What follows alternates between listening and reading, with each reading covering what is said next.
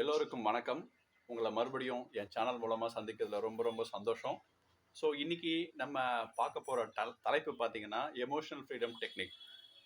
ஒரு சகோதரி வந்து ஸ்பெசிஃபிக்காக வந்து ரெக்வஸ்ட் பண்ணியிருந்தாங்க. இந்த எமோஷனல் ஃப்ரீடம் டெக்னிக் மூலமாக எப்படி ஈஸியாக தூங்குறது, நைட்டு தூக்கம் இல்லாமல் தவிக்கிறது எப்படி நம்ம அவாய்ட் பண்ணுறது அப்படின்றதுக்கான ஒரு ரெக்வஸ்ட் தான் அது. ஸோ இப்போ அதை பற்றி தான் நம்ம பார்க்க போகிறோம்.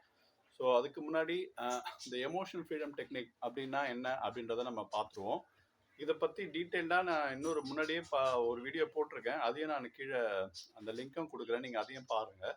ஸோ இந்த எமோஷனல் ஃப்ரீடம் டெக்னிக் அப்படின்னு சொல்ல போனால், இப்போ எமோஷன்னாலே பார்த்தீங்கன்னா 2 வகையாக நம்ம பிரிக்கலாங்க. Positive emotions, negative emotions. For example, இப்போ பாசிட்டிவ் எமோஷன்ஸ் அப்படின்னு நீங்கள் எடுத்துக்கிட்டிங்கன்னா, இப்போ நீங்கள் ஏதோ ஒரு ப்ராஜெக்ட் ஒன்று எதிர்பார்த்துட்டு இருக்கீங்க, நீங்கள் எதிர்பார்த்த கோட்டிங் நீங்கள் நினச்சபடியே அது உங்களுக்கு கிடச்சிருச்சுன்னா நீங்கள் எப்படி அதை ஃபீல் பண்ணுவீங்க? ஸோ ஒரு எனர்ஜி உங்களுக்கு எப்படி இருக்கும்? நீங்கள் நினச்சபடி அது நடக்கும்போது அது அந்த எமோஷன்ஸே வேறு லெவலில் இருக்கும் இல்லையா? இதுதான் வந்து பாசிட்டிவ் எமோஷன்ஸ், நேர்மறையான ஒரு உணர்வுகள் அப்படின்னு சொல்லுவாங்க. ஸோ அந்த டைமில் உங்களுடைய எனர்ஜி எப்படி இருக்குது, உங்களுடைய பேச்சு எப்படி இருக்குது, உங்களுடைய கான்ஃபிடென்ட் எப்படி இருக்குது, இதெல்லாம் நீங்கள் ஜஸ்ட் இமேஜின் பண்ணி பாருங்கள், வேறு லெவலில் இருக்கும். ஸோ இது வந்து பாசிட்டிவ் எமோஷன்ஸ். அதே மாதிரி நெகட்டிவ் எமோஷன்ஸ், எதிர்மறையான உணர்வுகள் அப்படின்றது பார்த்தீங்கன்னா, எதனா ஒரு விஷயம் நீங்கள் எதிர்பார்க்காதது மாதிரி நடக்காது, வேறு மாதிரி நடந்திருக்கும். இல்லை ஒருத்தர் நம்பியிருப்பீங்க, அவங்க உங்களுக்கு எதனா ஒரு தப்பு பண்ணியிருப்பாங்க. ஸோ அந்த விஷயத்தை நீங்கள் நினைக்கும் பொழுது உங்களுடைய உணர்வுகள் எப்படி இருக்குது, அதுதான் வந்து ஒரு எதிர்மறையான உணர்வுகள், நெகட்டிவ் எமோஷன்ஸ். அதை நீங்கள் நினைக்கும் பொழுது என்ன ஆகுது, உங்களுக்கு அப்படியே ஒரு பத்திக்கிட்டு வருது. என்ன பண்ணுறதில்ல, ஒரு வெறுப்பு, ஒரு கோபம் எங்கேருந்தான் வரும்னு தெரியாது. அது அது இன்னொரு விஷயம் கூட பார்த்தீங்கன்னா, அது இப்போ கூட நடந்திருக்காது. 5 வருஷத்துக்கு முன்னாடி, 10 வருஷத்துக்கு முன்னாடி கூட நடந்திருக்கும். அந்த இன்சிடென்ட்டை ஒரு செகண்ட் நீங்கள் உள்ளே கொண்டு வரும்பொழுது வேற லெவலில் உங்களுக்கு மாறிடும். உதாரணத்துக்கு என்னுடைய நண்பர் கூட லாஸ்ட் வீக்கு இதே மாதிரி தான். அந்த நண்பர் என்ன பண்ணாரு, இன்னொரு நண்பர் ஏதோ அவருக்கு தவறு செஞ்சுட்டாருன்னு சொல்லிட்டு அவர் பேரை கேட்டோடனேயுமே அவரும் ரொம்ப பதட்டம் ஆயிட்டாரு. வேற லெவல்ல அவர் போயிட்டாரு அவர். ஸோ இந்த மாதிரியான உணர்வுகள், இந்த இந்த எதிர்மறையான உணர்வுகள் நமக்கு நல்லதா அப்படின்ட்டு நீங்களே சிந்திச்சு பாருங்க. நல்லா யோசிச்சு பாருங்க. இந்த உணர்வுகளோட நம்ம வாழ்ந்துட்டு வந்தோம்னா இது நம்மள, நீங்க செய்யற வேலையை எல்லாத்துலயும் முன்னேற்றம் கிடைக்குமா உங்களுக்கு? கண்டிப்பா கிடைக்கவே கிடைக்காது. இந்த மாதிரியான அந்த உணர்வுகள் ஆட்டோமேட்டிக்கா நான் வந்துடுது, நான் என்ன பண்ணட்டும் அப்படின்னு நீங்க கேட்கறது எனக்கு புரியுது. அந்த உணர்வுகள் 5 நிமிஷத்துல உங்களை விட்டு வெளியே போகணும்னா இந்த வீடியோவை முழுசா பாருங்க. இதுல ஒரு டெக்னிக் நான் உங்களுக்கு சொல்லிக் கொடுக்க போறேன். நீங்க இதை ப்ராக்டிஸ் பண்ணும்போது அந்த உணர்வுகளை கொண்டு வாங்க. 5 நிமிஷம் கழிச்சு அதை பண்ணிட்டு ப்ராக்டிஸ் பண்ணிட்டு பார்த்தீங்கன்னா அந்த உணர்வுகளே இருக்காது, ஜீரோ ஆகிட்டு இருக்கும். ஸோ இதுதான் என்னுடைய சேலஞ்ச், இதுதான் என்னுடைய ப்ராமிஸ் உங்களுக்கு. நீங்கள் இதை முழுசாக பாருங்கள், கண்டிப்பாக நான் சொல்கிறது உங்களுக்கு கிடைக்கும். சரிங்களா? ஸோ இதை வந்து நம்ம பார்க்கறதுக்கு முன்னாடி, ஏன்னா இந்த மாதிரியான சிந்தனைகளோட நீங்கள் நாள் கணக்கில் வாழ்ந்துட்டீங்கன்னா 3 வருஷம், ஒரு 3 நாள் இருந்தீங்கன்னா ஓகே. இதுவே ஒரு 3 மாதம் இல்லை ஒரு 3 வருஷமா இதே சிந்தனையோடவே ஓடுச்சுன்னா உங்களுடைய செல்ஸ் எல்லாம் பாதிச்சு டேமேஜ் ஆகி அது வேற ஒரு டிசீஸை கொண்டு போய் விட்டுரும். புரியுதுங்களா? ஸோ அதுக்காக தான் வந்து இந்த மாதிரியான எமோஷன் டெக்னிக்லாம் நம்ம பண்ணி நம்ம பாசிட்டிவாக வைக்கும்பொழுது நம்ம எப்பவுமே வந்து ரொம்ப பர்ஃபார்மன்ஸாக பண்ணுற மாதிரியும் இருக்கும். அதே சமயத்தில் நம்மளுடைய லைஃப்பும் வந்து ரொம்ப ஹாப்பியாக போயிட்டே இருக்கும். அதுக்கான ஒரு சின்ன முயற்சி தான் இது. என்னுடைய பெயர் டில்லி பாபு. நான் வந்து ஒரு ஹோப்பனோப்பனோ பயிற்சியாளர். அது மட்டும் இல்லாமல் வாழ்வியல் பயிற்சியும் கொடுத்துட்ருக்கேன். லா ஆஃப் அட்ராக்ஷன்ஸ், ரிலேஷன்ஷிப்ஸ் இதெல்லாமே நாம் சொல்லி கொடுத்துட்டு தான் வரோம். ஸோ இதை பற்றி நீங்கள் மேன்மேலும் தெரிஞ்சுக்கணும். என்னுடைய வாட்ஸ்அப் நம்பர் இங்கே இருக்குது. இதை நீங்கள் கூப்பிட்டிங்கனாலும் சரி, இல்லை வாய்ஸ் மெசேஜ் போட்டாலும் சரி, உங்களுக்கு அந்த டீட்டெயில்ஸ் கொடுக்கப்படும். ஸோ இப்போ வந்து நம்ம வீடியோக்குள்ளே போவோம். ஸோ நம்ம கேட்டது வந்து இஎஃப்டி மூலமாக நம்ம எப்படி அந்த தூக்கமின்மையை தடுக்கிறது அப்படின்ட்டு கேட்டிருந்தாங்க. முதல்ல வந்து அந்த இஎஃப்டின்றது வந்து பார்த்தீங்கன்னா எப்படின்னா, ஃபார் எக்ஸாம்பிள் இப்போ ஒரு வாட்டர் ஃப்ளோ, ஒரு டியூப்ல ஒரு பைப்பில் தண்ணி போயிட்டே இருக்குன்னு வச்சுங்களேன். அது கரெக்டாக ஒரு செடிக்கு போகுது. சில டைம் வந்து பார்த்தீங்கன்னா தண்ணி சரியாகவே வராது, ஸ்டக் ஆகிருக்கும். அந்த இடத்துல போய் பார்த்தீங்கன்னா மடங்கி இருக்கும். ஸோ அந்த இடத்துல மடக்கு இடத்துல அதை நேராக வச்சுட்டு அதை தட்டி டேப் பண்ணிங்கன்னா திருப்பி தண்ணி நல்லாவே ஃப்ளோ ஆகும். சரிங்களா?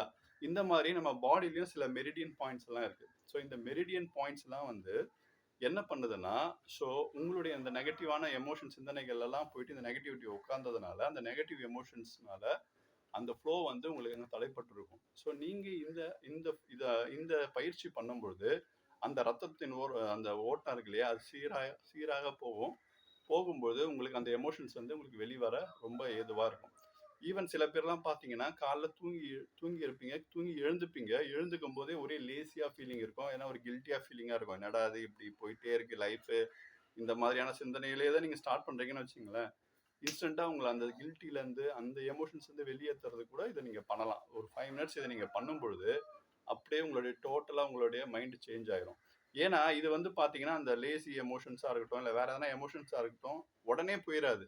ஒரு இன்ஸ்டன்ட் நீங்களே யோசிச்சு பாருங்க, இமேஜின் பண்ணுங்க, ஒரு 5 வருஷம் முன்னாடி உங்கள் ஃப்ரெண்டு சண்டை, அவனை பற்றி நீங்கள் நினைக்கிறீங்கன்னா அந்த எமோஷன்ஸ் உங்களுக்கு வந்துருச்சுன்னா அந்த சிந்தனை வந்த பிறகு உடனே போவாது.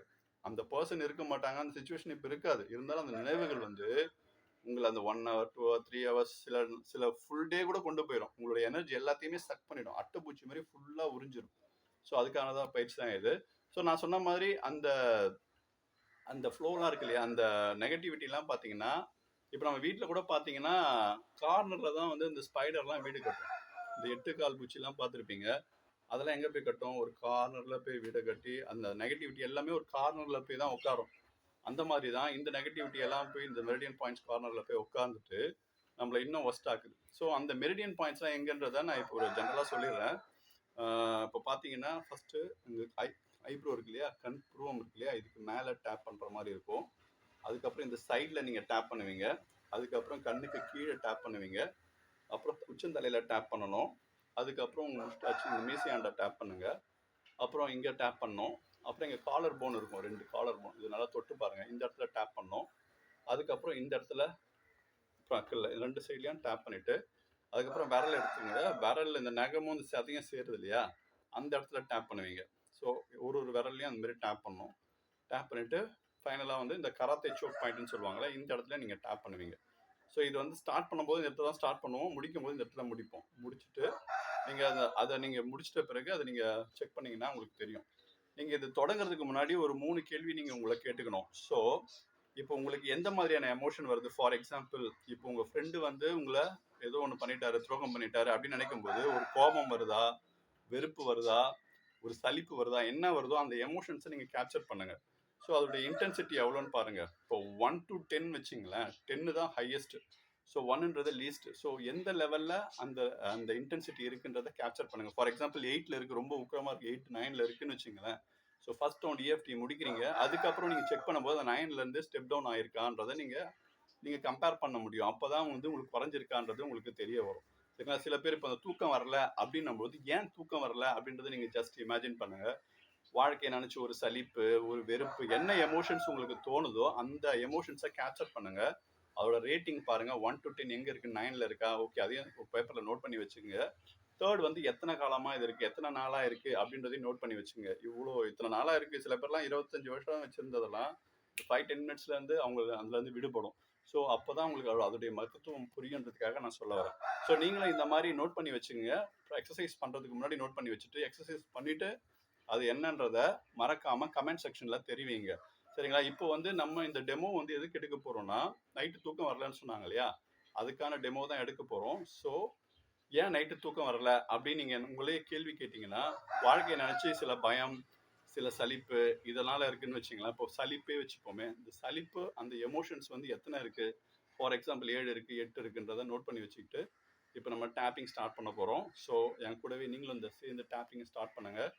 ஸோ ஃபர்ஸ்ட் ஆஃப் ஆல் நம்ம என்ன பண்ணோம், இந்த கராத்தே சோக் பாயிண்ட் சொன்னோம் இல்லையா, இந்த இடத்துலேருந்து ஸ்டார்ட் பண்ண போகிறோம். என் கூடவே நான் சொல்கிறத சொல்லிவிட்டு நீங்கள் இந்த EFT டெக்னிக்கை ஸ்டார்ட் பண்ணலாம். ஓகேங்களா? என் வாழ்க்கையை குறித்து எனக்கு சலிப்பு ஏற்பட்டிருந்தாலும் நான் என்னை முழுவதுமாக நேசிக்கிறேன். நான் என்னை முழுவதுமாக ஒப்புக்கொள்கிறேன். நான் என் வாழ்க்கை குறித்து பயம் ஏற்பட்டிருந்தாலும் நான் என்னை முழுவதுமாக விரும்புகிறேன். நான் என்னை முழுவதுமாக நேசிக்கிறேன். என் வாழ்க்கையில் ஏற்பட்ட அனைத்து சலிப்புகள் இருந்தாலும் நான் என்னை முழுவதுமாக நேசிக்கிறேன். நான் என்னை முழுவதுமாக அங்கீகரிக்கிறேன். என் வாழ்க்கையில் ஏற்பட்ட சலிப்பே என்னை விட்டு விலகு. என்னுடைய பய உணர்வே என்னை விட்டு முழுவதுமாக விலகு. என்னுடைய சலிப்பு உணர்வே என்னை விட்டு முழுவதுமாக விலகு. என்னுடைய சலிப்பு உணர்வே என்னை விட்டு முழுவதுமாக விலகு. என்னுடைய பய உணர்வே என்னை விட்டு முழுவதுமாக விலகு.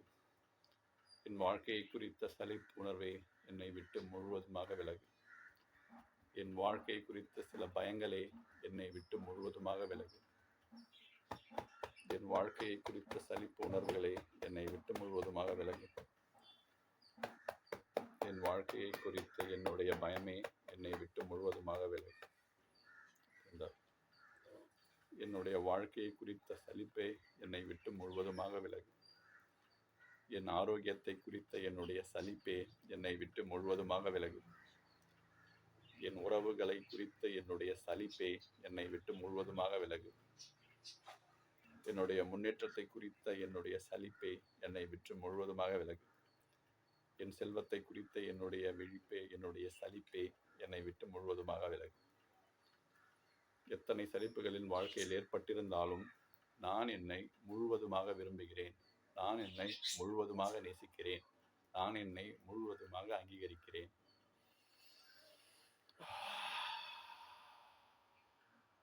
ஸோ இதுதான் இந்த எக்ஸசைஸ். சிம்பிளாக நான் பேசிக்காக சொல்லியிருக்கேன். இதை நீங்கள் ப்ராக்டிஸ் பண்ணுங்கள். கண்டிப்பாக எஃபெக்டிவாக இருக்கும். ஈவன் இந்த எக்ஸசைஸை வச்சுட்டு நிறைய பேர் இந்த ஸ்ட்ரோக் பேரலைஸ்ட் ஆனவங்க கூட இதில் குணமடைஞ்சிருக்காங்க.